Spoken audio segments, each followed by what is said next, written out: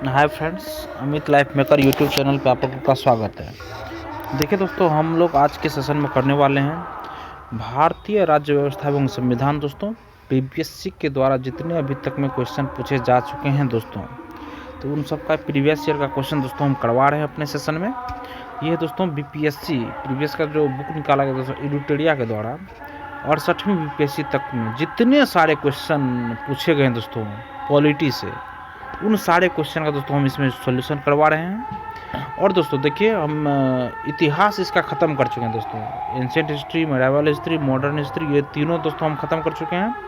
बिहार विशेष से भी जितने सारे क्वेश्चन पूछे जा चुके थे बीपीएससी के द्वारा दोस्तों, वो भी ख़त्म किए हैं। और ये नेक्स्ट है दोस्तों हम लोग का पॉलिटी सेक्शन।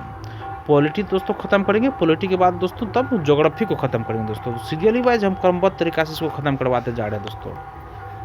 आपका जो भी आगामी परीक्षा है जो है दोस्तों शिक्षक भर्ती 4.0, उसके दोस्तों बहुत ही महत्वपूर्ण है। और क्या बोलते हैं 71वीं जो बीपीएससी होने वाली है दोस्तों, इन दोनों के एग्ज़ाम के लिए पॉलिटी रामवान है दोस्तों। जो मान के चलिए ये जो पॉलिटी बैकग्राउंड से होंगे दोस्तों, जो पॉलिटी से मतलब 9, 10 और 11, 12 के लिए भरे होंगे, उनके लिए देखिए पॉलिटी का जो दोस्तों है, इसमें आपको क्या बोलते हैं 80 क्वेश्चन का अपना सब्जेक्ट से क्वेश्चन रहता है। वो तो आपको मतलब तैयारी करना पड़ेगा दोस्तों। बीपीएससी जो एग्ज़ाम ली है अभी तक में, उससे बाहर क्वेश्चन जाता नहीं, इसी में घुमा फिरा के अगल बगल से पूछा जाता है दोस्तों। हम लोग अपने क्वेश्चन सेशन पे आते हैं दोस्तों। हम लोग 1 से लेके 130 क्वेश्चन तक ख़त्म कर चुके हैं दोस्तों। आज हम लोग करेंगे 131 नंबर क्वेश्चन से दोस्तों स्टार्ट करेंगे। देखिए दोस्तों 130 तक दोस्तों ख़त्म हो चुका है क्वेश्चन। 130 तक ख़त्म हो चुका है दोस्तों। 130 में क्वेश्चन था दोस्तों, एक बार फिर से कर लेते हैं। देखिए, भारतीय संविधान में कितनी भाषाएं क्षेत्रीय भाषाओं के रूप में है दोस्तों? तो 18 दोस्तों, जो कि पहले थी दोस्तों, अब हो गया ये 22 भाषा हो गया दोस्तों। देखिए दोस्तों, नेक्स्ट क्वेश्चन है 131 में है, निम्न शब्दों पर विचार करिए। निम्न शब्दों पर विचार कीजिए दोस्तों। देखिए, समाजवादी, प्रजातांत्रिक, सार्वभौमिक, धर्मनिरपेक्षता, मतलब इसको विचारानुसार क्रम दीजिए दोस्तों। देखिए, सबसे पहले दोस्तों इसमें जो होगा आपको 3, 4, 2, 1 दोस्तों। सबसे पहले सार्वभौमिक तब धर्मनिरपेक्ष, सार्वभौमिक धर्मनिरपेक्ष प्रजातांत्रिक तब समाजवाद दोस्तों। सार्वभौमिक धर्मनिरपेक्ष प्रजातांत्रिक तब दोस्तों समाजवाद तब होगा। देखिए दोस्तों, भारतीय संविधान की प्रस्तावना को संविधान का सार कहा गया है। इसमें उल्लेखित शब्द इस प्रकार है: प्रभुत्व संपन्न, समाजवादी, पंथ निरपेक्ष, धर्मनिरपेक्ष, लोकतांत्रिक। प्रमुख संविधानविद के एम मुंशी ने प्रस्तावना को संविधान की कुंजी कहा है दोस्तों। प्रस्तावना को संविधान की कुंजी कहा है दोस्तों। नेक्स्ट क्वेश्चन फ्रेंड्स, किस सदन में अध्यक्षता करने वाला अधिकारी उस सदन का सदस्य नहीं होता है दोस्तों? तो राज्यसभा दोस्तों, इसका आंसर सही होगा राज्यसभा। देखिए, संविधान के अनुच्छेद 63 में उपराष्ट्रपति का उल्लेख किया गया है। संविधान के अनुच्छेद 63 में उपराष्ट्रपति का उल्लेख किया गया है। उपराष्ट्रपति राज्यसभा के पदेन सभापति के रूप में कार्य करते हैं दोस्तों। देखिए, उपराष्ट्रपति राज्यसभा के पदेन सभापति के रूप में कार्य करते हैं दोस्तों। उपराष्ट्रपति राज्यसभा का सदस्य न होते हुए भी उस सदन की अध्यक्षता करता है। इस स्थिति में उनकी शक्तियां लोकसभा अध्यक्ष के समतुल्य ही होती है। अनुच्छेद 64 में कहा गया है कि उपराष्ट्रपति राज्यसभा का पदेन अध्यक्ष होगा दोस्तों। नेक्स्ट क्वेश्चन है फ्रेंड्स, किस संविधान संशोधन बिल के द्वारा वोट देने की आयु 21 वर्ष से घटाकर 10 वर्ष कर दी गई दोस्तों? ये था दोस्तों 61वां संविधान संशोधन दोस्तों। 61वां संविधान संशोधन। देखिए, 61वां संविधान संशोधन 1989 के द्वारा संविधान के अनुच्छेद 326 में संशोधन करके मताधिकार की आयु को 21 वर्ष से घटाकर 18 वर्ष कर दिया गया था। भारत में मताधिकार का अधिकार एक वैधानिक अधिकार है दोस्तों। एक वैधानिक अधिकार है दोस्तों ये। नेक्स्ट क्वेश्चन है फ्रेंड्स, यदि राष्ट्रपति एवं उपराष्ट्रपति का पद खाली हो तो भारत के राष्ट्रपति के पद पर कौन होता है दोस्तों? तो भारत का मुख्य न्यायाधीश तो होगा दोस्तों। भारत का मुख्य न्यायाधीश। देखिए, राष्ट्रपति या उपराष्ट्रपति की उपस्थिति में भारत का मुख्य न्यायाधीश राष्ट्रपति का पद संभालते हैं। संविधान में इन बात का वर्णन किया गया है कि यदि राष्ट्रपति अनुपस्थित है तो उनका कार्यभार उपराष्ट्रपति संभालेंगे, परंतु यदि उपराष्ट्रपति भी अनुपस्थित हो तो ऐसी स्थिति में भारत का मुख्य न्यायाधीश उसका कार्यभार संभालेंगे दोस्तों। नेक्स्ट क्वेश्चन है दोस्तों, एक विकास खंड पर पंचायत समिति होती है। एक विकास खंड पर पंचायत समिति होती है दोस्तों। ये होती है दोस्तों एक प्रशासकीय अधिकरण। एक प्रशासकीय अधिकरण। ऑप्शन नंबर बी दोस्तों सही है।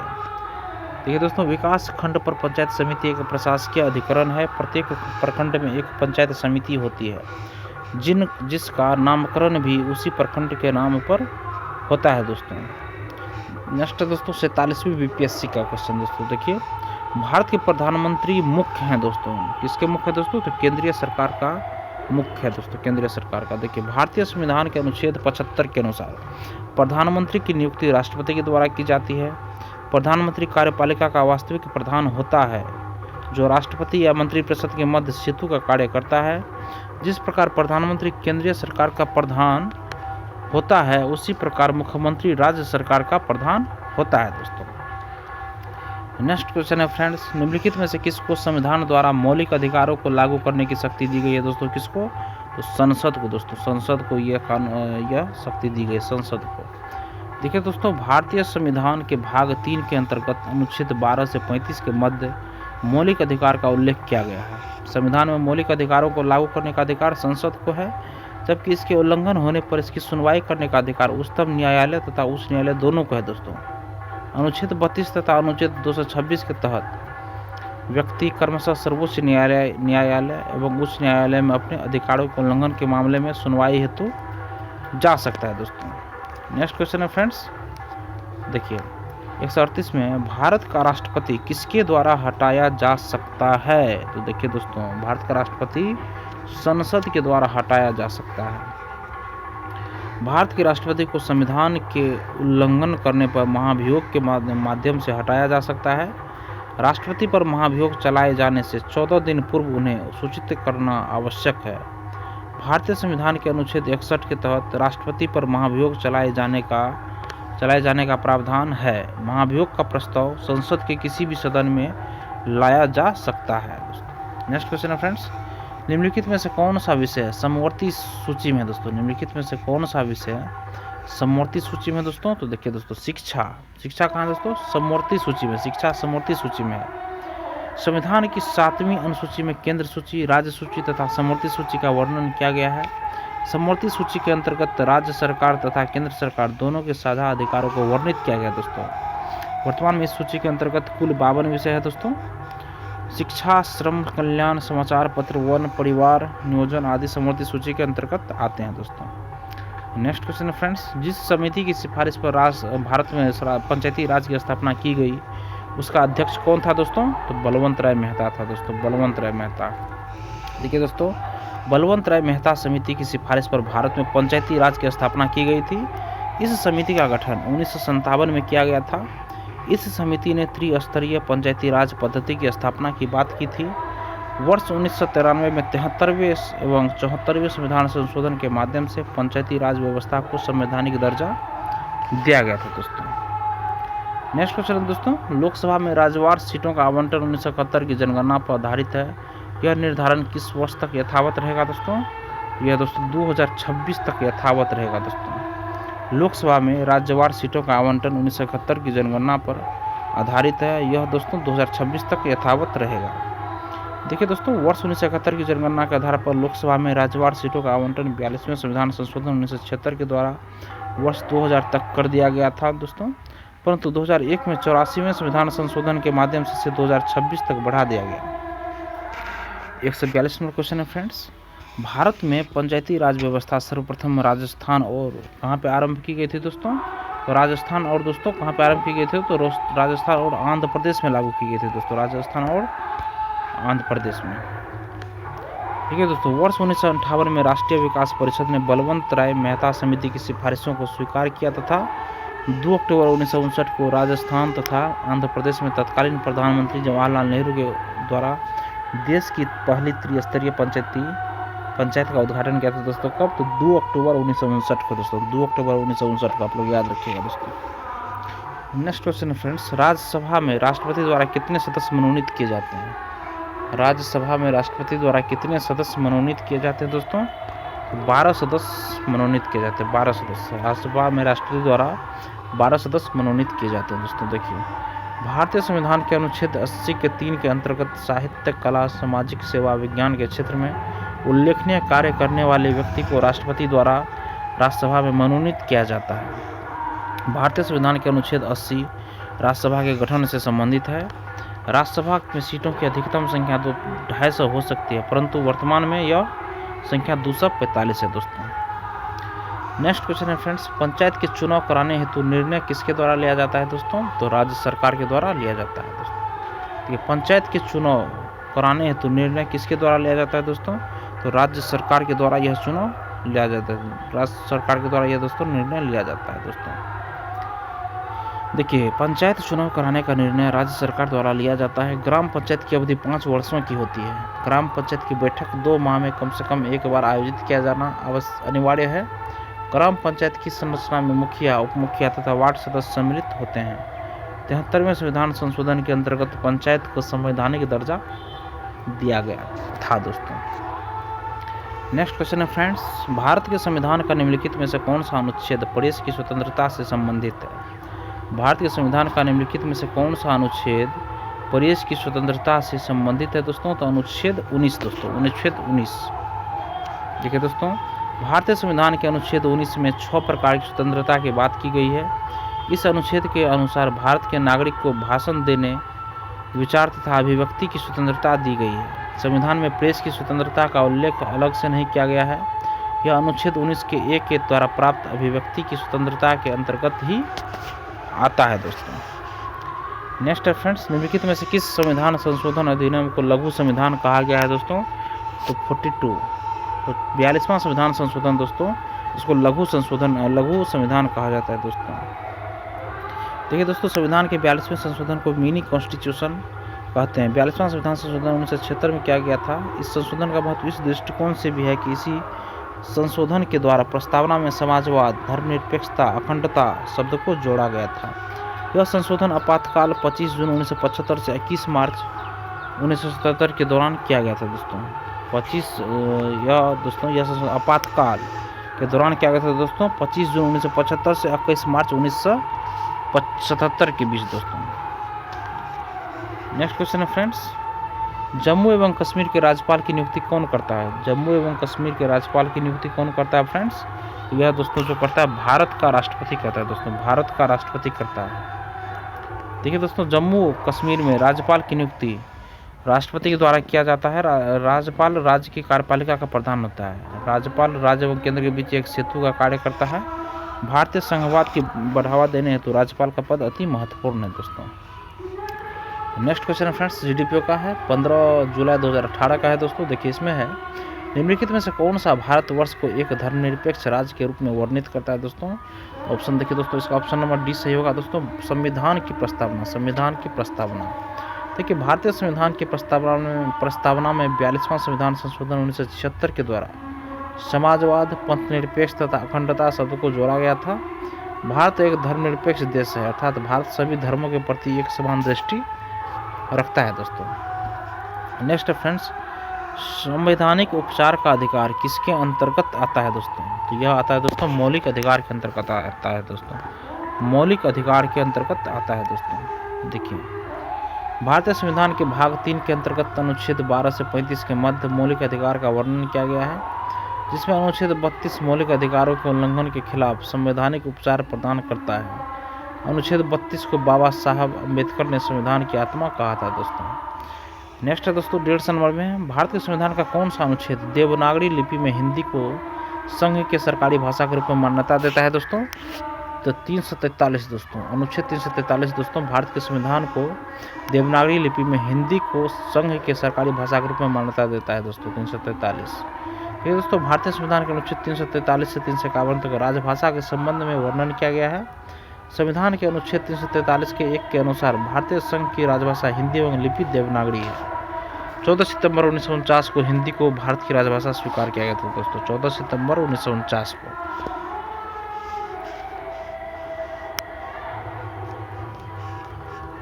नेक्स्ट क्वेश्चन है फ्रेंड्स, देखिए, प्रथमतः आपात स्थिति की घोषणा कितने समय के लिए सीमित की जा सकती है दोस्तों? तो यह दोस्तों 6 महीना के लिए दोस्तों। देखिए, संविधान के अनुच्छेद 352 में बाह्य आक्रमण की स्थिति में आपातकाल का उल्लेख किया गया है। आपातकाल की घोषणा एक बार संसद द्वारा अनुमोदित होने पर आपातकाल 6 माह की अवधि तक के लिए लागू किया जा सकता है दोस्तों। नेक्स्ट क्वेश्चन है फ्रेंड्स, केंद्र शासित प्रदेश के मुख्यमंत्री जहां पर इस तरह का प्रावधान है किसके द्वारा नियुक्त किए जाते हैं दोस्तों? तो दोस्तों राष्ट्रपति के द्वारा नियुक्त किए जाते हैं दोस्तों, राष्ट्रपति के द्वारा नियुक्त किए जाते हैं। देखिए दोस्तों, जिन केंद्र शासित प्रदेशों में मुख्यमंत्री पद का प्रावधान है वहां पर मुख्यमंत्री की नियुक्ति राष्ट्रपति द्वारा किया जाता है दोस्तों। वर्तमान में दिल्ली तथा पुदुचेरी केंद्र शासित प्रदेश में मुख्यमंत्री का पद सृजित करता है।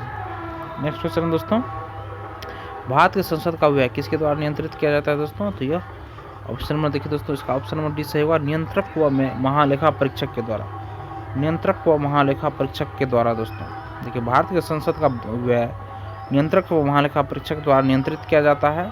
संविधान के अनुच्छेद 148 में CAG का उल्लेख किया गया है। CAG अपनी वार्षिक रिपोर्ट राष्ट्रपति को सौंपता है दोस्तों। नेक्स्ट क्वेश्चन है फ्रेंड्स, जनहित याचिका की धारणा किस देश से उत्पन्न हुई दोस्तों? जनहित याचिका की धारणा दोस्तों ये अमेरिका गणराज्य से उत्पन्न हुई है, अमेरिका गणराज्य दोस्तों, अमेरिका गणराज्य से। जनहित याचिका की धारणा किस देश से उत्पन्न हुई है दोस्तों? तो अमेरिकी गणराज्य से। क्योंकि भारत में जनहित याचिका की अवधारणा अमेरिका से लिया गया है। जनहित याचिका लोकहित भावना पर कार्य करती है। भारत में जनहित याचिका को प्रारंभ करने में PN भगवती का महत्वपूर्ण योगदान है। जनहित याचिका कार्यपालिका तथा विधायिका को उनके संवैधानिक कर्तव्य करने के लिए बाध्य करती है। साथ ही यह भ्रष्टाचार मुक्त प्रशासन को सुनिश्चितता करती है दोस्तों। नेक्स्ट क्वेश्चन है फ्रेंड्स, किसी व्यक्ति की अवैध हिरासत के खिलाफ निम्नलिखित में से कौन सी रिट लागू होती है? तो देखिए दोस्तों, इसमें ऑप्शन नंबर ए सही होगा, बंदी प्रत्यक्षीकरण दोस्तों, हेबियस कॉर्पस, हेबियस कॉर्पस। किसी व्यक्ति के अवैध हिरासत के खिलाफ निम्नलिखित में से कौन सी रिट लागू होती है दोस्तों? तो बंदी प्रत्यक्षीकरण, हेबियस कॉर्पस। देखिए दोस्तों, बंदी प्रत्यक्षीकरण, हेबियस कॉर्पस, किसी व्यक्ति के अवैध हिरासत के खिलाफ बंदी प्रत्यक्षीकरण रिट जारी होती है। इस रिट के द्वारा हिरासत में लिए गए व्यक्ति को शारीरिक रूप में से 24 घंटे के अंदर अदालत के समक्ष पेश करना अनिवार्य है दोस्तों। नेक्स्ट क्वेश्चन दोस्तों 156 नंबर में है, संवैधानिक प्रावधान के संशोधन का प्रावधान किसमें दिया गया दोस्तों? किसमें दिया गया है? तो भाग 20 में दिया गया दोस्तों, भाग 20 में, अनुच्छेद 368 में, भाग 20 में, और सॉरी दोस्तों, भाग 20 में अनुच्छेद 368 में संवैधानिक संशोधन का प्रावधान दिया गया दोस्तों। देखिए दोस्तों, भारतीय संविधान के भाग 20 में, भाग 20 के अंतर्गत अनुच्छेद 368 में संविधान संशोधन का उल्लेख किया गया है। संशोधन का यह प्रारूप भारत के संविधान में दक्षिण अफ्रीका के संविधान से शामिल किया गया दोस्तों। नेक्स्ट क्वेश्चन है फ्रेंड्स, भारतवर्ष की रक्षा बल के सुप्रीम कमांडर होते हैं, कौन होते हैं दोस्तों?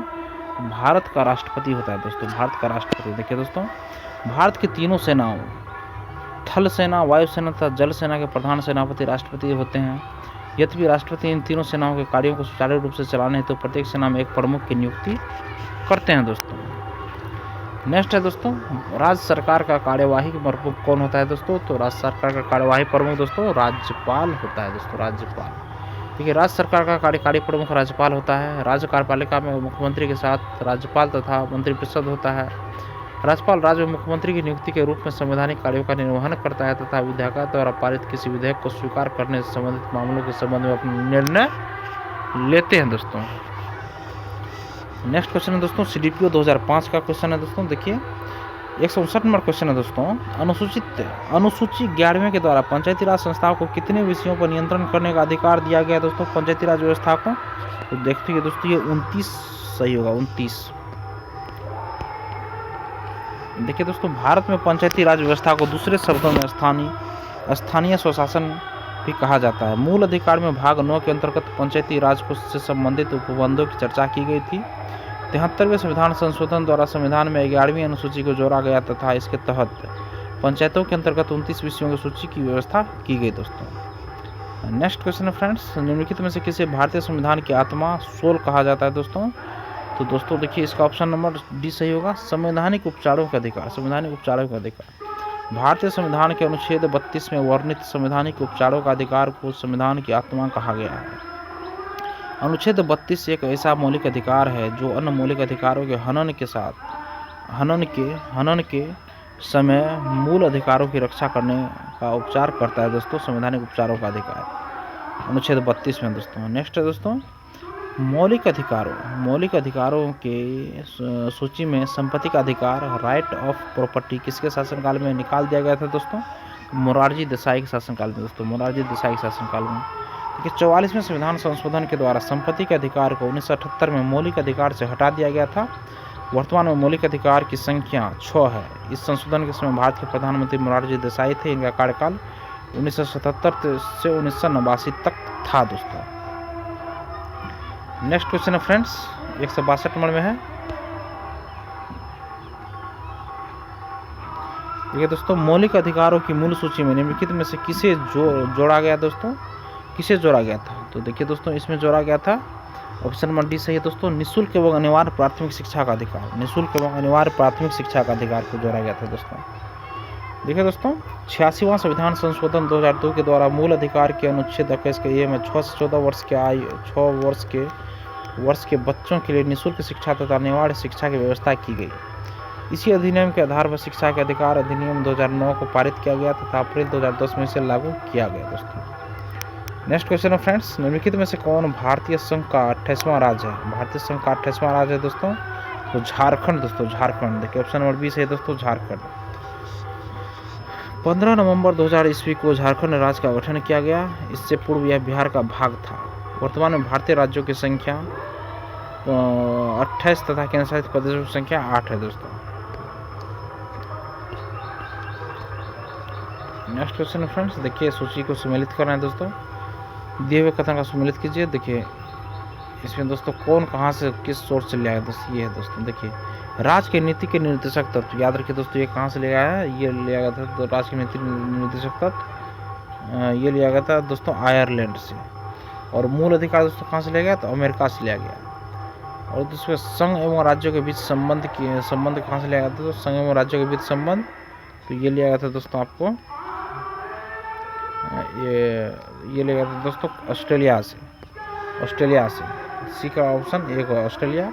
और भारत राज्यों का संघ जिसमें केंद्र को अधिक शक्ति प्रदान की गई दोस्तों, कहाँ से लिया गया था दोस्तों? तो ऑस्ट्रेलिया से लिया गया था। देखिए दोस्तों, भारत का संविधान विभिन्न देशों के संविधान का एक मिश्रण है, परंतु भारतीय संविधान पर ज़्यादातर प्रभाव 1935 के अधिनियम का पड़ा है। भारत के संविधान में दूसरे देशों से लिए गए तत्व इस प्रकार है दोस्तों। नीति निर्देशक तत्व दोस्तों आयरलैंड से लिया गया है। मौलिक अधिकार अमेरिका से, समवर्ती सूची ऑस्ट्रेलिया से। और भारत राज्यों का संघ जिसमें केंद्र को अधिक शक्ति प्रदान किया दोस्तों, ये कनाडा से लिया गया है। नेक्स्ट दोस्तों, यदि भारत के राष्ट्रपति का पद खाली है और उपराष्ट्रपति तथा भारत के मुख्य न्यायाधीश उपलब्ध नहीं है तो भारत के राष्ट्रपति किसे नियुक्त किया जाएगा दोस्तों? तो सुप्रीम कोर्ट के वरिष्ठ जो न्यायाधीश होंगे दोस्तों, उसको नियुक्त किया जाएगा राष्ट्रपति के पद पर।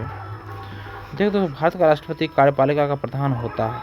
यदि किसी कारणवश राष्ट्रपति का पद रिक्त हो जाता है तो ऐसी स्थिति में उपराष्ट्रपति अनुच्छेद 70 के तहत राष्ट्रपति का पद धारण करेगा। यदि उपराष्ट्रपति का पद भी रिक्त है तो सर्वोच्च न्यायालय के मुख्य न्यायाधीश भारत के राष्ट्रपति के रूप में कार्य करेगा। यदि यह पद भी रिक्त खाली हो तो ऐसी स्थिति में सर्वोच्च न्यायालय के वरिष्ठ न्यायाधीश राष्ट्रपति के रूप में कार्य करेगा दोस्तों। नेक्स्ट क्वेश्चन है फ्रेंड्स, भारतीय संविधान की प्रस्तावना प्रियम्बल में किस संशोधन द्वारा समाजवादी एवं धर्मनिरपेक्ष सोशलिस्ट एंड सेकुलर शब्द जोड़े गए थे दोस्तों? तो 42वां संविधान संशोधन द्वारा दोस्तों। ये 42वां संविधान संशोधन 1976 के द्वारा संविधान की प्रस्तावना में 3 शब्द समाजवाद, पंथ निरपेक्ष तथा अखंडता को जोड़ा गया था। इस समय भारत के प्रधानमंत्री इंदिरा गांधी थे दोस्तों। नेक्स्ट क्वेश्चन है फ्रेंड्स, भारत के संविधान में वर्तमान में शामिल है दोस्तों, तो 444 धाराएं दोस्तों अभी शामिल है।